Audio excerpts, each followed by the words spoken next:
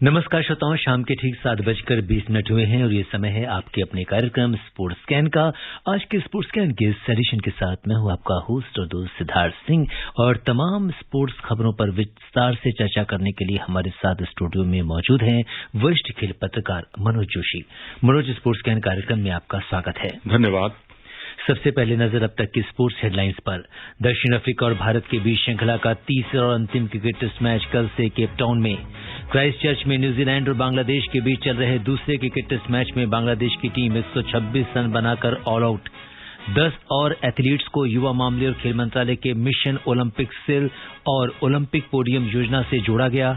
और Indian super league ISL में अब से कुछ देर बाद मुंबई सिटी का मुकाबला बेंगलुरु से।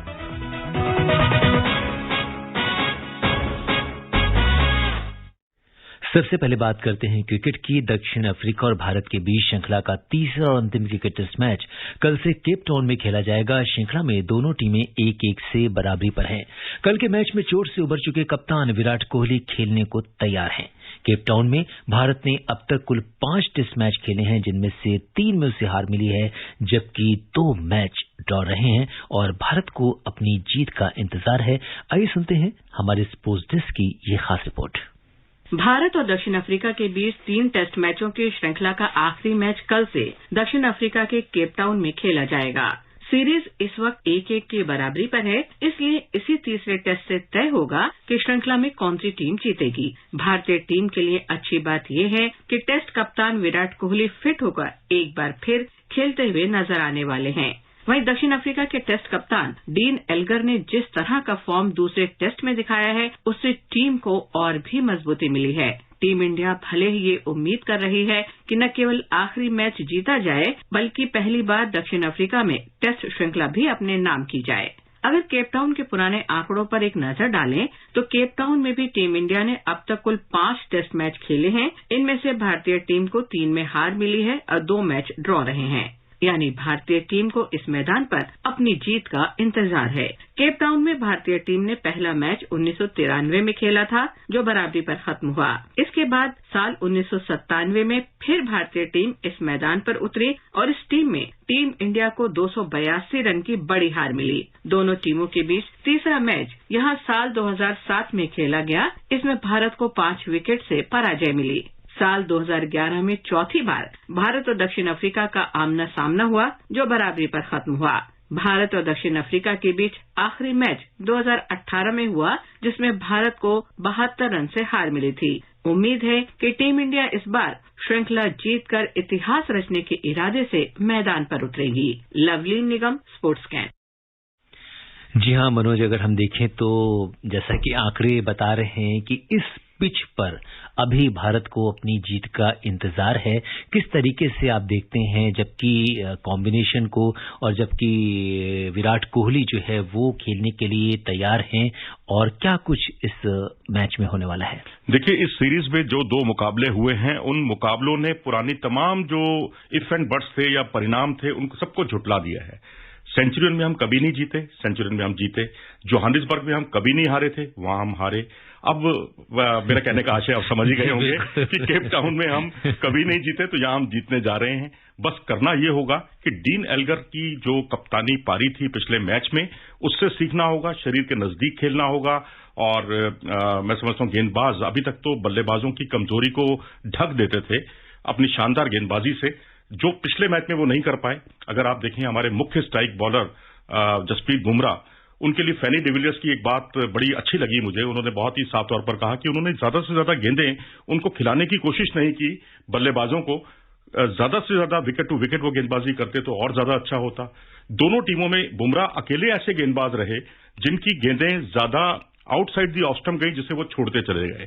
अब उनकी जो निप बेकर गेंदें हैं, वही एक खतरनाक साबित हो सकती हैं। और देखा जाए तो केशव महाराज, जो कि पुछल्ला बल्लेबाज हैं, मात्र उनका एक यॉर्कर पर उन्होंने विकेट जरूर चटकाया था, अदरवाइज उनको उस तरह से कामयाबी नहीं मिली। तो इस तरह से मुझे लगता है कि गेंदबाजों को भी अब एक अच्छी रणनीति बनाने की जरूरत है।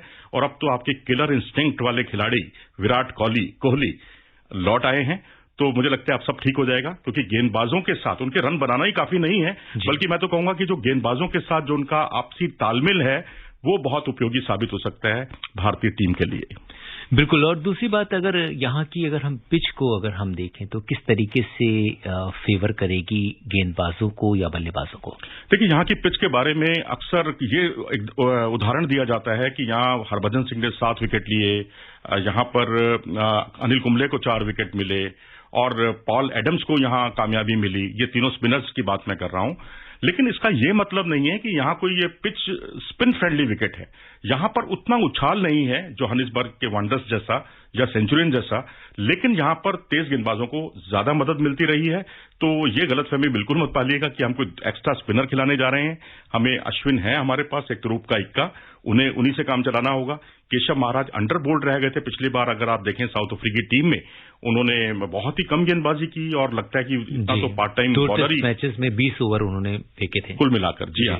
तो अब मैं यही कहूंगा कि हमारी गेंदबाजी जो है पिछले मैच की जो हमारी हार थी उससे सबक सीखे, जो फील्ड प्लेसमेंट है उसके अनुकूल गेंदबाजी करे। बल्लेबाज जो दोनों मैचों में नहीं चल पाए, अगर आप देखिए ना, बल्लेबाजी नहीं चलेगी, गेंदबाजी नहीं चलेगी तो फिर बचेगा क्या? तो यहां पर बल्लेबाजी जो है उसमें कमिटमेंट दिखाना होगा, ऐसा कमिटमेंट जो पहले भारत दिखाया करता था अक्सर। अब आप नंबर 3, नंबर 4, नंबर 5 ये तीनों बल्लेबाज आपके जूझते हुए दिखाई दे रहे हैं। और उसके बाद रही सही कसर ऋषभ पंत के खराब शॉट ने भी पूरी कर दी पिछली बार। जी। और अगर प्लेइंग 11 के बारे में देखें तो कमर में खिंचाव के कारण जो दूसरा टेस्ट नहीं खेलने वाले विराट कोहली जो वापस लौट रहे हैं, इसका मतलब है कि हनुमा विहारी जो है वो बाहर रहेंगे और मोहम्मद सिराज का खेलना भी अभी संदिग्ध है, जिससे ईशांत शर्मा या उमेश यादव को मौका मिल सकता है। देखिए, मुझे लगता है कि ईशांत शर्मा को खिलाना बेहतर रहेगा, क्योंकि राहुल द्रविड़ ने कहा भी था पिछले मुकाबले में कि यहां पर जो लंबाई, जिनकी ऊंची लंबाई है, अच्छी कदकाठी है, उनको निश्चित तौर पर फायदा मिलता है। जेनसन हो या उनके ओलिवर हो, उनको निश्चित तौर पर फायदा मिला। और अब ईशांत शर्मा, एक अच्छी उछाल है उनके पास, अच्छी हाइट है उनके पास, तो वो एक रूप का इक्का साबित हो सकते हैं। और सिराज का खेलना करीब करीब नामुमकिन लग रहा है मुझे, क्योंकि सिराज से अगर आप पूछेंगे वो तो हर मैच के लिए तैयार ही रहते हैं। लेकिन दूसरा आपने परिवर्तन कहा विराट कोहली का, तो मेरा दिल तो कहता है कि हनुमा विहारी खेलने चाहिए। उनका दोष क्या है? सिडनी में अच्छा खेले, यहां अच्छा खेले, पुछल्ला बल्लेबाजों के साथ महत्वपूर्ण रन उन्होंने जोड़े। अब आप उनको इनाम ये देंगे कि टीम से रुखसत कर देंगे, बाहर कर देंगे, बाहर का रास्ता दिखा देंगे, वो भी मुनासिब नहीं है। लेकिन प्रैक्टिकली जो आपने बात कही, मैं आपसे बिल्कुल सहमत हूं। व्यवहारिक तौर पर यही होने जा रहा है कि अजिंक्य रहाणे खेलेंगे और हनुमा विहारी उनके लिए रास्ता बनाएंगे। बिल्कुल। और अगर केपटाउन के मौसम की बात कर देते हैं, नए साल में केपटाउन में एक सप्ताह का जो तापमान है वो 30 डिग्री से ऊपर था, लेकिन मैच की शाम तक ये 22 तक ठंडा हो गया। जैसे जैसे टेस्ट आगे बढ़ेगा मौसम गर्म होगा और बृहस्पतिवार को तापमान 34 डिग्री सेल्सियस तक रहने की उम्मीद है। तो वहां का भी जो मौसम है वो खेल की तरह बदल रहा है और काफी इंतजार है सभी को इस मैच का। क्राइस्टचर्च में न्यूजीलैंड और बांग्लादेश के बीच चल रहे दूसरे क्रिकेट टेस्ट मैच के दूसरे दिन बांग्लादेश की टीम 41 ओवर और 2 गेंद में 126 रन बनाकर ऑल आउट हो गई। इससे पहले न्यूजीलैंड ने 6 विकेट पर 521 रन बनाए। बांग्लादेश अभी भी न्यूजीलैंड से 395 रन पीछे है। बांग्लादेश की और यासिर अली ने 55 और नूरुल हसन ने 41 रन की पारी खेली। बाकी कोई भी खिलाड़ी दहाई के अंक को पार नहीं कर सका। न्यूजीलैंड की ओर से कप्तान टॉम लैथम ने शानदार बल्लेबाजी करते हुए 252 रन बनाए और दोहरा शतक लगाया। डेविन कॉनवे ने उनका साथ दिया और उन्होंने भी 109 रन बनाकर शतकीय पारी खेली। टॉम ब्लेंडन 57 रन बनाकर नाबाद रहे, वहीं विल यंग ने 54 रन की पारी खेली है। तो अब जबकि बहुत ही हम ये कहें कि न्यूजीलैंड बहुत मजबूत स्थिति में है और बांग्लादेश 126 रन ही बनाकर ऑल आउट हो गई है, अभी भी 395 रन पीछे है। क्या कहेंगे? तो जाहिर सी बात है कि यहां पर फॉलो ऑन देना चाहिए, लेकिन अभी फॉलो ऑन देने का फैसला नहीं किया गया और ये बात समझी भी जा सकती है क्योंकि उनके एक महान बल्लेबाज आखिरी मुकाबला खेल रहे हैं, रॉस टेलर। तो कोई मुझे आश्चर्य नहीं होगा कि रॉस टेलर के लिए कल जो है बल्लेबाजी करते हुए दिखाई दे न्यूजीलैंड की टीम। और यहां तारीफ करनी होगी न्यूजीलैंड की कि उन्होंने, न्यूजीलैंड के बॉलर्स ने परिस्थितियों का बहुत ही अच्छा फायदा उठाया। खासकर अगर आप देखें तो जो हवा का रुख था, आउट स्विंग और इन स्विंग, उसको काफी मदद मिल रही थी। उसका बोल्ट ने भी फायदा उठाया, साउदी ने भी फायदा उठाया। बोल्ट ने अपने 300 विकेट पूरे किए और पिच पर गति है, उछाल है और शायद यही वजह है कि बांग्लादेश के एक समय 11 रन में 4 विकेट गिर गए थे और फिर उसके बाद 27 पर 5। तो लग तो रहा था कि ये टीम जो है 50-60 के अंदर सिमटने वाली है। ये तो भला हो ये 2 बल्लेबाजों का, यासिर अली और नूरुल हसन विकेटकीपर बल्लेबाज, जिन्होंने 60 रन की भागीदारी करके टीम को 125 के पार पहुंचा दिया। बिल्कुल, तो अब देखना होगा कल सुबह इस मैच में क्या होता है। न्यूजीलैंड के स्पिनर एजाज पटेल को ICC player of the month पुरस्कार के लिए नामित किया गया है। अब उन्हें दिसंबर के लिए मयंक अग्रवाल और मिशेल स्टार्क के साथ इस पुरस्कार के लिए नामित किया गया था। एजाज ने दिसंबर में भारत के खिलाफ मुंबई टेस्ट मैच में 14 विकेट चटकाए थे, जिसमें पहली पारी में उन्होंने सभी 10 बल्लेबाजों के विकेट लिए थे। जिम लेकर और अनिल कुंबले के बाद ये तीसरे गेंदबाज बने हैं। दिसंबर के लिए आईसीसी वोटिंग अकादमी के सदस्य जेपी डुमिनी ने एजाज की इस उपलब्धि की सराहना की। उन्होंने कहा कि एजाज के लिए ये एक ऐतिहासिक उपलब्धि है और अब प्लेयर ऑफ द मंथ। जी हाँ, बिल्कुल माइलस्टोन परफॉर्मेंस है ये। ऐसा परफॉर्मेंस जो है आपको 10-20 साल में देखने को नहीं मिलता, बल्कि शताब्दी में। अब जैसे यहाँ पे आपने रिपोर्ट में बताया कि जिम लेकर और अनिल कुंबले ने ही ये कमाल किया था, और इनका तो कमाल और भी बड़ा है क्योंकि इन्होंने अपने मुल्क में नहीं किया, दूसरे के मुल्क में जाके ये कमाल किया है। तो ये बहुत बड़ी कामयाबी है। और मयंक अग्रवाल, मैं तो कहूंगा कि उन्होंने वो भी इसमें नॉमिनेट हुए थे और 150 रन की उनकी पारी थी और बहुत शानदार उन्होंने बल्लेबाजी की थी, लेकिन वहां इनको मैन ऑफ द मैच नहीं दिया गया था एजाज को। आप याद कीजिए, उसमें मैन ऑफ द मैच के जो हकदार थे वो बने थे मयंक अग्रवाल। तो मुझे लगता है ये मंच तो उन्हें आईसीसी ने बिल्कुल सही कदम उठाया है। और मिचेल स्टार्क और मयंक अग्रवाल दोनों अपनी टीमों को, जो अगर देखा जाए तो इन तीनों खिलाड़ियों में सिर्फ एक मयंक अग्रवाल ही थे जिनकी टीम जीती है उनके परफॉर्मेंस से। और ये हारने के बावजूद अगर शानदार प्रदर्शन उन्होंने किया है, 14 विकेट एक मैच में और 10 विकेट एक पारी के, तो ये अद्भुत है। भारतीय क्रिकेट कंट्रोल बोर्ड बीसीसीआई ने आज टीम में कोरोना के मामले आने के बाद कूच बिहार ट्रॉफी के नॉकआउट चरण के मैचों को स्थगित करने की घोषणा की है। बीसीसीआई ने कहा कि सभी के स्वास्थ्य और सुरक्षा को ध्यान में रखते हुए पुणे में होने वाले नॉकआउट मैचों को अगली सूचना तक स्थगित कर दिया गया है। बीसीसीआई ने लीग चरण में 20 स्थानों पर 93 मैचों का आयोजन किया था। 8 टीमों मुंबई, महाराष्ट्र, विदर्भ, राजस्थान, झारखंड, छत्तीसगढ़, हरियाणा और बंगाल ने कूच बिहार ट्रॉफी नॉकआउट के लिए क्वालिफाई किया था। उन्हें कल से पुणे में अपने 4 दिवसीय नॉकआउट मैच खेलने थे, लेकिन कोविड के कारण ये अभी फिलहाल स्थगित हो गया है। बिल्कुल सही फैसला है। काश ये फैसला अंतर्राष्ट्रीय टीमों के संदर्भ में भी इसको देखा जाता, क्योंकि जान तो सबकी एक जैसी है। और आप ये मानिए कि अब भारतीय टीम दक्षिण अफ्रीका में खेल रही है। दक्षिण अफ्रीका ने अपना डोमेस्टिक क्रिकेट जो है वो स्थगित कर दिया है, भारत ने स्थगित कर दिया है, लेकिन अंतर्राष्ट्रीय क्रिकेट के लिए रास्ते खोले हुए हैं, जबकि सबको पता है कि ये वेरिएंट साउथ अफ्रीका से आया है। जी। Star rider Fouaad Mirza, golfer Anirban Lahiri, Aditi Ashok, Diksha Dagar और अल्पाइन स्कीयर मोहम्मद आरिफ खान समेत 10 एथलीट्स को युवा मामले और खेल मंत्रालय के मिशन ओलंपिक सेल और ओलंपिक पोडियम योजना टॉप्स के माध्यम से लक्ष्य के लिए समर्थन प्रदान किया जाएगा।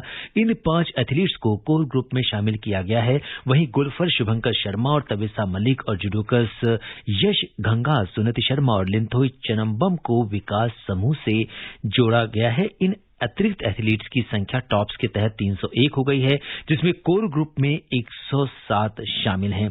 तो अगर हम ये कहें तो खेल मंत्रालय का शुरू से ही इन खिलाड़ियों के लिए काफी उनका सपोर्ट रहा है, और अब टॉप्स में जब और खिलाड़ियों को भी शामिल किया गया, मुझे लगता है कि भारत की जो ओलंपिक पैरालंपिक में जिस तरह का प्रदर्शन हमने इस बार किया है, सर्वश्रेष्ठ प्रदर्शन किया है, तो वहां पे कहीं ना कहीं ये जो टॉप्स स्कीम है इसकी भी एक बड़ी भूमिका रही है। जी हाँ, बिल्कुल। आपने अभी दीक्षा डागर का नाम लिया, जो गोल्फ जब शामिल किया गया था पहली बार 2017 के समर डेफ ओलंपिक में, तो इन्होंने सिल्वर मेडल हासिल किया था। और इस खिलाड़ी को मुझे तो बड़ा आश्चर्य है कि अब जाकर इनको अगर टॉप्स में शामिल किया गया, तो मैं तो कहूंगा कि जो पुरानी गलती थी उसको सुधार लिया गया है। और बाकी जो गोल्फर्स हैं या घुड़सवार हैं या अल्पाइन स्कीयर हैं जी, उन्होंने उनकी वजह से इस खेल को बहुत पॉपुलैरिटी मिली है, लोकप्रियता मिली है। और अदिति तो अकेली ऐसी गोल्फर थी पिछले टोक्यो ओलंपिक में जो मेडल जीतते जीतते रह गई, और जिसे कहते हैं चौथा स्थान उन्हें हासिल हुआ। तो इनको टॉप्स में शामिल किया है, तो मुझे लगता है इनकी उड़ान जो है अब और ज्यादा देखने को मिलेगी अगले कुछ महीनों में। बिल्कुल। आपने अल्पाइन स्कीयर की बात करी तो यहाँ पे जम्मू कश्मीर के गुलमर्ग के रहने वाले मोहम्मद आरिफ खान का भी जिक्र करना होगा, जिन्होंने हाल ही में बीजिंग में होने वाले शीतकालीन ओलंपिक खेलों 2022 के लिए क्वालिफाई किया, और ऐसा करने वाले वो पहले भारतीय अल्पाइन स्कीयर बने हैं। दुनिया के नंबर 1 टेनिस खिलाड़ी नोवाक जोकोविच ने आज ऑस्ट्रेलिया में रहने के लिए कानूनी लड़ाई जीत ली। वहीं कोर्ट ने उन्हें आवर्जन हिरासत से तत्काल रिहा करने का आदेश दिया। जज एंथनी केली ने कहा कि नोवाक जोकोविच को आवर्जन हिरासत से रिहा किया जाना चाहिए क्योंकि देश में प्रवेश करने के लिए टेनिस स्टार का वीजा रद्द करने का सरकार का फैसला अनुचित था।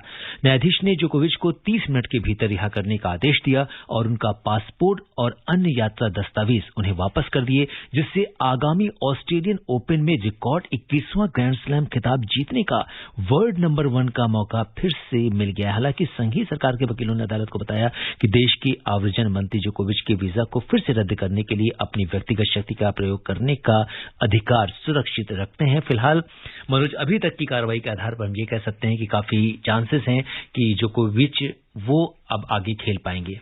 जी हाँ, बिल्कुल। और किसी का वीजा रद्द करने का आपको अधिकार नहीं है। आप उसको आइसोलेट करने के लिए अलग कमरे में उसको रखें, बाकी खिलाड़ियों से अलग रखें, बात समझ में आती है। लेकिन अगर उनके पास कोई इसके दस्तावेज नहीं है तो उसकी जांच की जानी चाहिए। उठाकर आप वीजा ही रद्द कर देंगे तो कोर्ट ने, तो मैं समझता हूं, उनके साथ बड़ा न्याय किया है। और अभी क्योंकि टेनिस एसोसिएशन जो है वो हार मानने वाली नहीं है, उन्होंने तो कहा है कि हम इस पर दोबारा कार्रवाई करेंगे। जी। भरत सुब्रमण्यम देश के 73वें ग्रैंड मास्टर बन गए हैं। चेन्नई के 14 वर्षीय भरत ने अपना अंतिम ग्रैंड मास्टर मानक पूरा किया और इटली के कैटोलिका में वर्गानी कप ओपन शतरंज टूर्नामेंट में जरूरी 2500 की रेटिंग पार कर ली। उन्होंने 9 दौर में 6.5 अंक लेकर टूर्नामेंट में 7वां स्थान हासिल किया। ग्रैंड मास्टर बनने के लिए किसी भी खिलाड़ी को 3 ग्रैंड मास्टर स्टैंडर्ड्स हासिल करने होते हैं और 2500 अंक की रेटिंग भी पार करनी होती है। तो कितना मनोज डिफिकल्ट होता है ग्रैंड मास्टर बनना किसी भी खिलाड़ी के लिए। देखिए, हर खिलाड़ी जो शतरंज की शुरुआत करता है उसका सपना होता है, क्योंकि विश्वनाथन आनंद ने जो एक राह दिखाई थी 1987 में पहली बार ग्रैंड मास्टर बनकर, उसके बाद अगला ग्रैंड मास्टर मिलने में हमें 4 साल लग गए और उसके बाद तीसरा ग्रैंड मास्टर मिलने में हमें 6 साल लग गए। अब आप देखिए, पिछला साल गुजरा है 2019, 2018, 2021 में 3 ग्रैंड मास्टर बने हैं एक ही साल में और 2019 में 7 बने, 2018 में 8 बने। तो इससे यह जाहिर होता है कि शतरंज की पटरी बिल्कुल सही जगह पर चल रही है। और मैं तो यही कहूंगा कि अगर इस तरह से खिलाड़ी निकल रहे हैं, केरल से, तमिलनाडु से, महाराष्ट्र से, पश्चिम बंगाल से, कुछ एक दिल्ली से भी निकले हैं, लेकिन अगर ये और ज्यादा राज्यों में इसका व्यापक तौर पर शतरंज का से खिलाड़ी निकलें तो हमें और भी अच्छा लगेगा। बिल्कुल। तो ये उम्मीद कर रहे हैं कि आगे भी जो है हमारे जो खिलाड़ी हैं वो ग्रैंड मास्टर बनेंगे। बात कर लेते हैं फुटबॉल की। इंडियन सुपर लीग आईएसएल में अब इस समय मुंबई सिटी का मुकाबला बेंगलुरु से चल रहा है, क्योंकि 7:30 बजे ये मैच शुरू हुआ है और जो जबरदस्त टक्कर दिखाई दे रही है, क्या कहेंगे मनोज? देखिए, मुंबई सिटी और बेंगलुरु, और मुंबई सिटी दूसरे स्थान पर है और 9वें स्थान पर है बेंगलुरु की टीम। स्टार खिलाड़ी बहुत हैं, लेकिन यूनिट की तरह नहीं खेलेंगे तो फिर यही हश्र होगा, आप 9वें स्थान पर पहुंच जाएंगे। और पिछली चैंपियन है मुंबई सिटी की टीम और पहले 6 में से 5 मुकाबले जीतकर बहुत धमाकेदार शुरुआत की थी इस टीम ने, लेकिन उसके बाद इनकी जो है ना पटरी का, मैं कहूंगा, डिरेलमेंट हो गया और ये भी पटरी से उतर गई, क्योंकि ईस्ट बंगाल जैसी टीम जो सबसे निचले पायदान पर है उससे भी उसको अंक बांटने के लिए मजबूर होना पड़ा।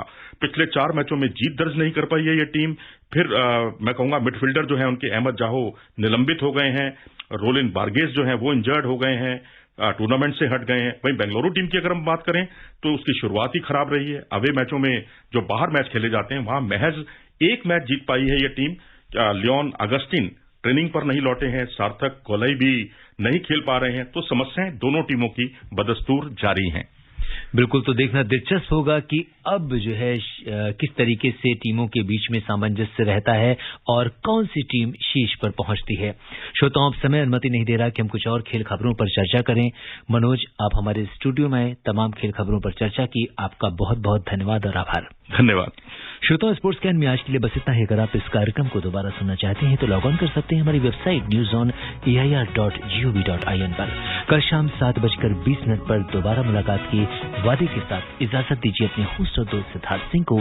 तब तक के लिए नमस्कार, शुभ रात्रि।